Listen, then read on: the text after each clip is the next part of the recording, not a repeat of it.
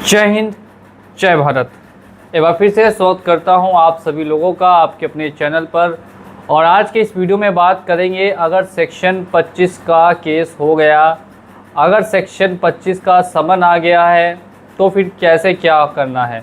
काफ़ी लोगों के मन में ये डाउट होता है कि अगर हमें कोर्ट से नोटिस आ गया तो फिर आगे का प्रोसेस क्या क्या हो सकता है, कितने पैसे लगते हैं और कैसे कैसे आप उस केस को वापस कर सकते हैं। पूरा प्रोसेस मैं स्टेप बाय स्टेप गाइड करने वाला हूं, तो ध्यान से इस वीडियो को देखिएगा। जैसे कि कंपनियां हैं, कुछ कंपनी को नाम मैं बता रहा हूं। एक है पूनावाला फिनकॉर्प, एक है एसआई क्रेवा कैपिटल्स प्राइवेट लिमिटेड जो किस्त और रिंग में लोन देने का काम करती हैं, और कुछ बैंक्स हैं जो आपको लीगल एक्शन कभी कभी लोगों पे ले लेती है। जब आप लोन को डिफ़ॉल्ट करते हैं तो लोन को डिफ़ॉल्ट करने के 90 दिनों बाद आपकी अगर पेमेंट नहीं होती है तो फिर आपके अकाउंट को एनपीए में भेज दिया जाता है। जब आपका अकाउंट एनपीए हो जाएगा, अकाउंट एनपीए होने के बाद आपको डिमांड नोटिस, रिकॉल नोटिस वगैरह देखने के लिए मिलेगी। डिमांड नोटिस भी आएगी, रिकॉल नोटिस आएगी, सेक्शन 25 की नोटिस आएगी। और फिर जब 6 से 7 महीने कंप्लीट हो जाए या फिर साल से 1.5 साल कंप्लीट हो जाता है तो कुछ कंपनियां केसेस कर देती है। अब इस केस अगर आपके ऊपर हो चुका है या फिर अगर इन फ्यूचर में हुआ तो फिर कैसे आपको आगे का प्रोसेस करना होगा। ध्यान से मेरा ये वीडियो देखिएगा, ऐसा वीडियो आपको दोबारा यूट्यूब पे नहीं मिलेगा और काफ़ी इन्फॉर्मेशन वाला ये वीडियो है। मैं एग्ज़ाम्पल लेके खुद का बता देता हूँ कि मेरा 1 लाख रुपये का लोन डिफ़ॉल्ट चल रहा है पूनावाला फिनकॉर्प से, और पूनावाला फिनकॉर्प ने मेरे ऊपर सेक्शन 25 का केस कर दिया। अब नोटिस आया है तो सबसे पहला जो नोटिस मुझे आएगा वो प्री कॉग्निजेंस का नोटिस आएगा। अब प्री कॉग्निजेंस में ये डिसाइड किया जाता है, अगर आप उस डेट पर जाते हैं 1 नवंबर को, मैं मान लेता हूँ 1 नवंबर को मेरी डेट है, प्री कॉग्निजेंस नोटिस की डेट है, और मैं वहाँ जाकर कोर्ट में ये प्रूफ कर देता हूँ कि आखिर मैंने किन किन कारणों की वजह से लोन को डिफ़ॉल्ट किया था और मैं आने वाले कितने टाइम में लोन को क्लोज़ कर दूंगा।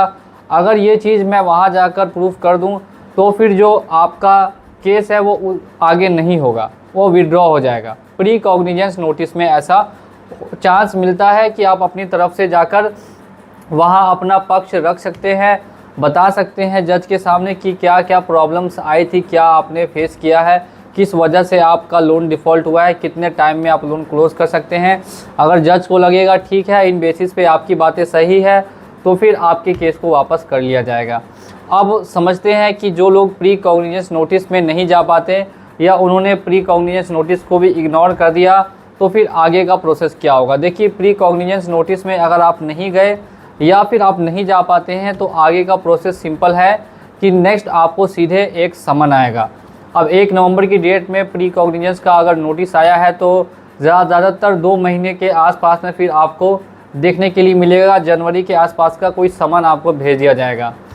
अब समन में क्या होना है वो समझिए।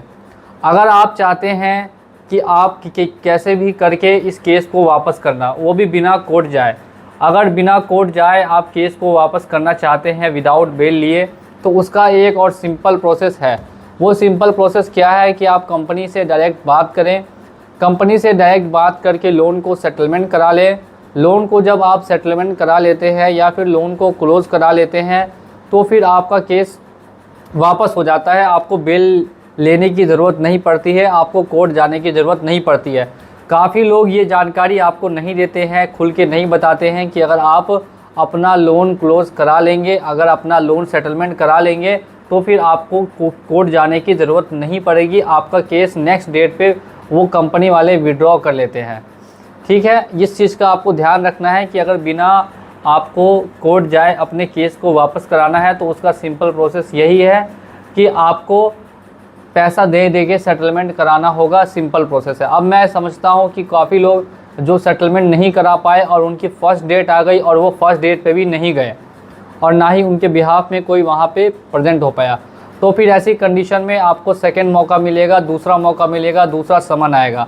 और ये सेकंड एंड लास्ट समन होता है, इस पे आपको जाना काफ़ी ज़्यादा इम्पॉर्टेंट होती है। अब इस समन को भी आपने मिस कर दिया, यहाँ भी आप नहीं गए। अब मान लेता हूँ फरवरी में दूसरा समन आया मुझे और मैं उस समन पे भी नहीं जा पाया और वो भी मैंने इग्नोर कर दिया, तो ऐसे में अब क्या होगा कि समन नहीं आएगा, ऐसे में नेक्स्ट आपके ऊपर वारंट आ जाएगा या मेरे ऊपर वो वारंट आ जाएगा। अगर मेरा लोन है तो वारंट आ जाएगा। अब वारंट की कंडीशन में क्या होता है वो समझिए। वारंट तो भेजने के लिए कोर्ट से निकल जाता है, लेकिन जब पुलिस वालों के पास आता है, उनको पता है बड़ा मामला नहीं है, तो वो आपके घर आएंगे, आपको 1000-2000 रुपये का डिमांड करते हैं कि 1000-2000 रुपये देने के लिए, और फिर वारंट की कॉपी आपको दे देंगे और बोलेंगे अब आप इस डेट में कोर्ट में चले जाइएगा। वो आपको लेकर नहीं जाएंगे कोर्ट, वो इतना खर्च नहीं है करेंगे कि वो वहाँ से आपको वहाँ लेकर जाएं। तो आपको 1000-2000 रुपये लेके वो पुलिस वाले छोड़ देते हैं और बोलते हैं नेक्स्ट डेट पर आपको जाना होगा, आप नेक्स्ट डेट पे चले जाइए, या फिर लोन को सेटलमेंट करा लीजिए तो आपका केस विड्रॉ हो जाएगा, आपको वहाँ जाना नहीं पड़ेगा। अब ऐसी कंडीशन समझते हैं जिनको जाना है, जिनको अपनी बेल करानी है, जिनके ऊपर केस हो गया है, उनका क्या प्रोसेस है ये भी जानना काफ़ी इम्पोर्टेंट है। अगर आप जाते हैं कोर्ट में, अगर वहाँ पे जाएंगे, अगर जाकर आप एक डेट पे गए तो आप चाहे तो फर्स्ट डेट पे ही बेल कर सकते हैं अपनी, जो फर्स्ट समन आया है। अगर आप सेकंड समन पे जाते हैं तो उस समय भी अपनी बेल करा सकते हैं। अगर आपको लोन क्लोज करने में बहुत लंबा समय लगने वाला है, 1.5-2 साल का समय लगने वाला है, तो फिर आप बेल के लिए जा सकते हैं। अब ऐसे में क्या होता है कि आपको एक बेल की बॉन्ड फीस होती है, वो वहाँ जमा करानी पड़ती है। जज आपको बताएगा कि वो फ़ीस कितनी रहेगी, 7000, 8000, 9000, 10000, जो भी फ़ीस रहेगी आपके लोन के ऊपर डिपेंड करती है। आप वो फ़ीस वहाँ सिक्योरिटी मनी के तौर पे जमा कर देंगे तो आपको फिर बेल मिल जाएगी। अब बेल एक बार आपको ग्रांट हो गई तो अब उसके बाद आप जब चाहे तब आप सेटलमेंट कराएं। आपकी जो डेट्स है वो आती रहेंगी, हर साल में 3-4 डेट्स मिलती रहेंगी, और सेटलमेंट के लिए आप उसको आगे तक जितना चाहे उतने लंबे समय तक खींच सकते हैं। जैसे ही आप सेटलमेंट करा देंगे वैसे ही आपका केस विड्रॉ हो जाएगा। तो अगर जिनको लंबा समय चाहिए सेटलमेंट कराने के लिए, बहुत लंबा समय, 2-3 साल का समय या 1-1.5 साल का समय, तो उनके लिए क्या है कि वो जाकर वहाँ से बेल ले आएँ, 8-10 हज़ार रुपये जो भी उनके खर्च होते हैं वो करके और अपना बेल करा लें। सबसे बेस्ट ऑप्शन ये होगा। और नहीं, जिनको वहाँ नहीं जाना है और घर बैठे बैठे केस को विड्रॉ करना है, तो उनके लिए सबसे बेस्ट ऑप्शन ये है कि वो क्या करेंगे, वो अपने लोन को सेटलमेंट की तरफ बढ़ेंगे। कंपनी से बात करके डायरेक्ट लोन को सेटलमेंट करा लेंगे। लोन को सेटलमेंट कराने से आपका केस विड्रॉ हो जाता है, भले ही किसी भी बैंक का हो या कंपनी का हो। और ये जानकारी बहुत लोग आपको नहीं देते हैं, बोलते हैं नहीं पहले तुम बेल ले लो उसके बाद फिर तुम सेटलमेंट कराना, या फिर तुम पहले कोर्ट आओ, अपनी जो डेट है उस पर हाजिर हो जाओ, 3-4 हज़ार रुपये खर्च करो, उसके बाद सेटलमेंट कराना।